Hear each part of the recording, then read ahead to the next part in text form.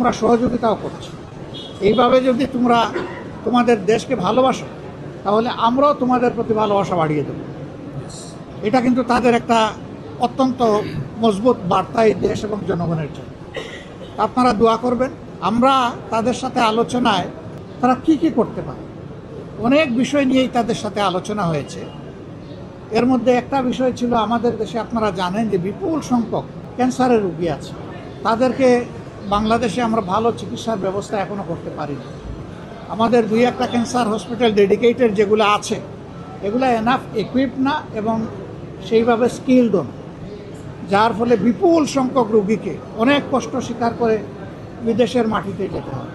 আর যাদের বিদেশে যাওয়ার সামর্থ্য নাই তারা দুকে দুকে মৃত্যুর দিকেই ঢলে পড়ে। আমরা এই ক্ষেত্রে তাদেরকে অনুরোধ করেছি যে ফিজিবিলিটি স্টাডি করে তারা ইনভেস্টমেন্ট বেসিসে হতে পারে, আবার ফিলান্থ্রপিকও হতে পারে, যেভাবেই হোক তারা যেন আমাদের দেশে মানসম্মত বড় মাপের একটা ক্যান্সার ইনস্টিটিউট এবং হাসপাতাল গড়ে তোলে। শুধু হাসপাতাল হলে আমাদের লোকরা জানার সুযোগ পাবে না, কিন্তু এটা যদি ইনস্টিটিউট হয় তাহলে হাইয়ার স্টাডির দরজা খুলে যাবে, আমাদের আরও কিছু স্কিল লোক তৈরি হওয়ার একটা ব্যবস্থা হবে। তো তারা বিষয়টাকে সক্রিয় বিবেচনায় নিয়েছেন। আমরা আশা করছি যে এই ব্যাপারে তারা ইতিবাচকভাবেই আগাবেন। এরকম অনেক বিষয় তো আলোচনা হয়েছে। এই অল্প সময়ে 7-8 ঘন্টার আলোচনাকে সামারাইজ করা খুব কঠিন। আমরা আগেই সিদ্ধান্ত নিয়েছিলাম ফেরার পথে আমরা থাইল্যান্ডে ঢুকবো।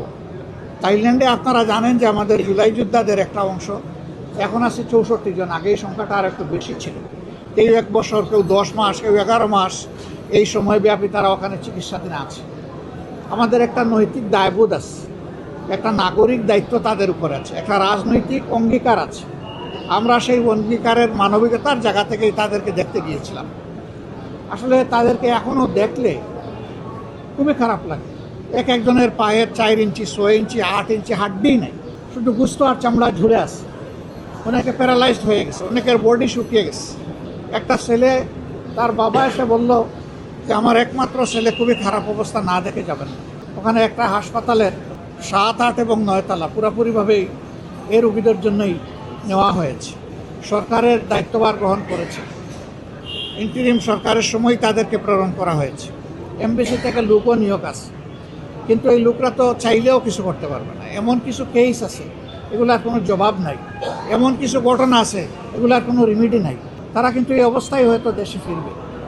এর মাঝে একজন সে বলল যে 1 সপ্তাহের ভিতরে আমার এই পাটা কেটে ফেলে। একেবারে ক্লাস 9-এর ছেলে বলেই কেটে করান।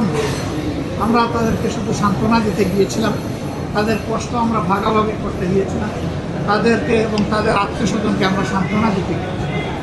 আমরা মনে করি রাষ্ট্রের অনেক দায় আছে তাদের চিকিৎসা এবং পরবর্তী পর্যায়ে তাদের কাউন্সিলিংয়ের জন্য সরকারকে উদ্যোগ দিতে হবে, সাইকোথেরাপি দিতে হবে।